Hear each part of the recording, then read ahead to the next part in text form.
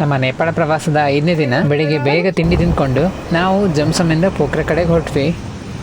ಪೋಖ್ರಾಗೆ ಬರ್ತಾ ನಾವು ಅಲ್ಲಿ ರುಪ್ಸಿ ವಾಟರ್ ಫಾಲ್ಸ್ ನೋಡಿದ್ವಿ. ಮಧ್ಯಾಹ್ನ ಆಗುವಾಗ ನಾವು ಪೋಖ್ರಾವನ್ನು ತಲುಪಿದ್ವಿ.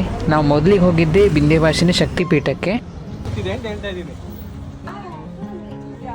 ಈ ದೇವಾಲಯದ ಹತ್ರದಿಂದ ನೀವು ಇಡೀ ಸಿಟಿನೇ ಕಾಣ್ಬೋದು, ಪೋಖ್ರಾ ಸಿಟಿನೇ ಕಾಣ್ಬೋದು. ಇಲ್ಲಿ ಒಟ್ಟು 2 ದೇವಾಲಯಗಳಿವೆ. ಇದು ಶಿವ ಟೆಂಪಲ್. 1760ರಲ್ಲಿ ಈ ದೇವಾಲಯವನ್ನು ನಿರ್ಮಾಣ ಮಾಡಲಾಯಿತು ಅಂತ ಹೇಳ್ತಾರೆ. ಪೋಖ್ರಾದ ಅತ್ಯಂತ ಹಳೆಯ ದೇವಾಲಯ ಇದು. ಈ ದೇವಾಲಯದಲ್ಲಿರೋ ಮೂರ್ತಿಯನ್ನು ಭಾರತದ ವಿಂಧ್ಯಾಚಲದಿಂದ ತರಲಾಗಿದೆ ಅಂತ ಕೂಡ ಹೇಳಲಾಗತ್ತೆ. ಇವತ್ತಿನ ಮಧ್ಯಾಹ್ನದ ಊಟಕ್ಕೆ ನೋಡಿ,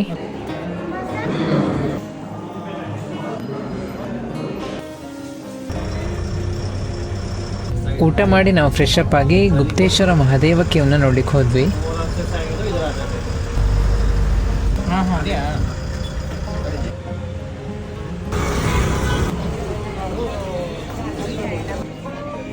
ಇಲ್ಲಿ ಉದ್ಭವ ಶಿವಲಿಂಗವನ್ನು ನೀವು ಕಾಣ್ಬೋದು.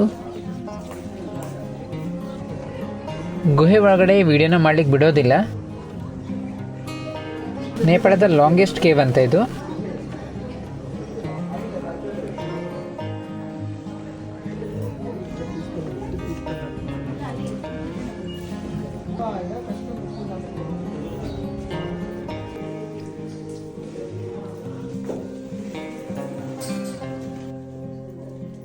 ನೀವು ನೇಪಾಳಕ್ಕೆ ಬಂದಾಗ ಈ ಸ್ಥಳವನ್ನು ಕೂಡ ತಪ್ಪದೇ ನೋಡ್ಕೊಂಡು ಹೋಗಿ.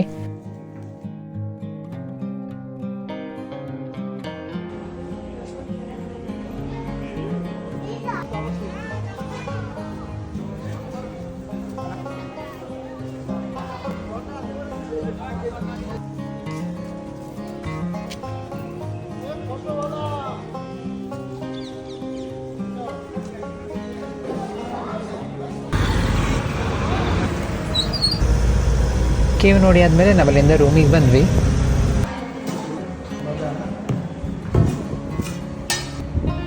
ಇವತ್ತು ರಾತ್ರಿ ಊಟಕ್ಕೆ ನೋಡಿ,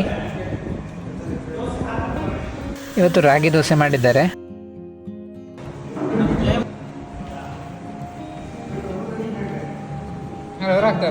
ನೀವು ಆರ್ಗಂದಿ ಟೂರ್ಸ್ ಅವರ ಯಾವುದೇ ಪ್ಯಾಕೇಜಲ್ಲಿ ಹೋದರೂ ಅಲ್ಲಿ ಕರ್ನಾಟಕದ ಅಡುಗೆಯವರೇ ಬರ್ತಾರೆ ಮತ್ತು ಕರ್ನಾಟಕ ಶೈಲಿಯ ಊಟದ ತಿಂಡಿನೇ ಇರುತ್ತೆ. ನಾವು ಅವರ ಫೋನ್ ನಂಬರ್ನ ಕೊಟ್ಟಿರ್ತೇವೆ. ತಪ್ಪದೆ ನೀವು ಅವ್ರನ್ನೊಮ್ಮೆ ಕಾಂಟ್ಯಾಕ್ಟ್ ಮಾಡಿ, ನೀವು ಅವರ ಟೂರ್ ಪ್ಯಾಕೇಜಲ್ಲಿ ಹೋಗಬೇಕಂತ ಇದ್ದರೆ. ನಾಳೆ ನಾವು ಪೋಖ್ರಾದಲ್ಲಿ ಯಾವುದೆಲ್ಲ ಸ್ಥಳಕ್ಕೆ ಹೋಗ್ತೇವೆ ಅದನ್ನು ನೀವು ಮುಂದಿನ ವಿಡಿಯೋದಲ್ಲಿ ನೋಡ್ಬೋದು. ನೇಪಾಳದ ಇನ್ನಷ್ಟು ವ್ಲಾಗ್ಗಳಿಗಾಗಿ ನಮ್ಮ ಪೇಜನ್ನು ಫಾಲೋ ಮಾಡಿಕೊಳ್ಳಿ. ಈ ವಿಡಿಯೋನ ನಿಮ್ಮ ಸ್ನೇಹಿತರಿಗೆಲ್ಲ ಶೇರ್ ಮಾಡಿ.